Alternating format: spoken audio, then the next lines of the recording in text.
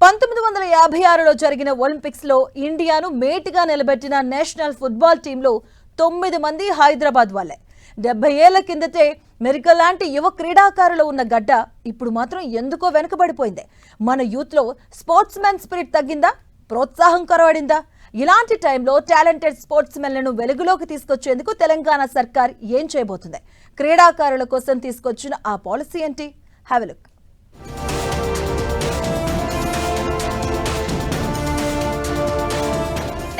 Sports policy 2025 క్రీడా రంగంలో సరికొత్త విధానం ఆవిష్కరణ. తెలంగాణ క్రీడాకారులకు మంచి రోజులు వచ్చాయా? ఒలింపిక్ హీరోలకు తెలంగాణ కేరఫ్ గా మారనుందా?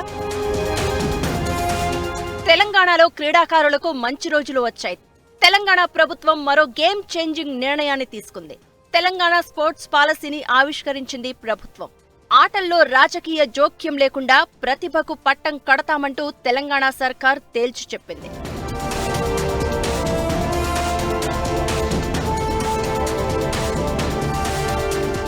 క్రీడా రంగానికి, దేశానికి దిక్సూచిగా నిలిచేలా తెలంగాణ స్పోర్ట్స్ పాలసీ 2025ను ప్రకటించింది ప్రభుత్వం.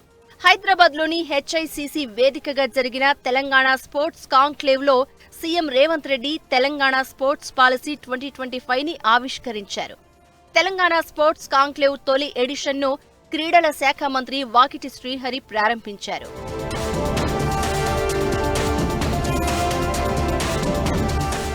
తెలంగాణను క్రీడా హబ్గా మార్చడమే లక్ష్యంగా స్పోర్ట్స్ పాలసీని రూపొందించామన్నారు సీఎం రేవంత్ రెడ్డి.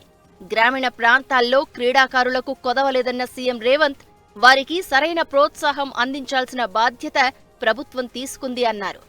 తెలంగాణ క్రీడా పాలసీ దేశానికి దిక్సూచిగా నిలుస్తుందని సీఎం ఆశాభావం వ్యక్తం చేశారు.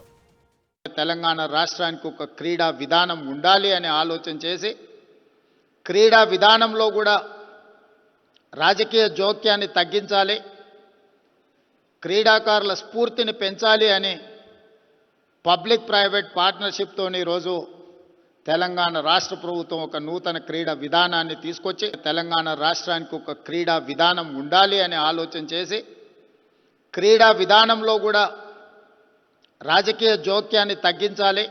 మొన్న జరిగిన ఒలింపిక్స్ గేమ్స్ చూసిన తర్వాత స్పష్టంగా నేను నిర్ణయించుకున్నా, 140 కోట్ల జనాభా ఉన్న ఈ దేశం మొన్న జరిగిన ఒలింపిక్స్లో ఒక గోల్డ్ మెడల్ కూడా తెచ్చుకోలేకపోవడం అంటే నిజంగా ఈ దేశానికి, మన జాతికే ఒక అవమానము అని చెప్పి నేను భావిస్తున్నా. తెలంగాణను క్రీడా హబ్గా మార్చాలనే సంకల్పంతో తెలంగాణ ప్రభుత్వం క్రీడా పాలసీని తీసుకువచ్చింది. గ్రామీణ ప్రాంతాల్లోని యువ క్రీడాకారులను గుర్తించి వారికి శిక్షణ, ప్రోత్సాహం కల్పించాలని నిర్ణయించారు. గేమ్స్ వారీగా అకాడమీలను ఏర్పాటు చేయనున్నారు.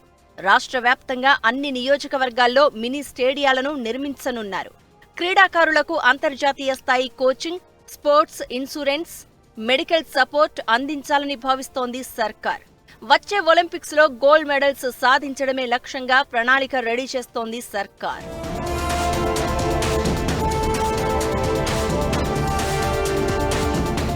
గ్లోబల్ పార్ట్నర్షిప్ లో భాగంగా కాంక్లేవ్ లో FIFA, Olympic values education program వంటి గ్లోబల్ స్పోర్ట్స్ బాడీలతో కీలక ఒప్పందాలపై సంతకాలు చేసింది సర్కార్.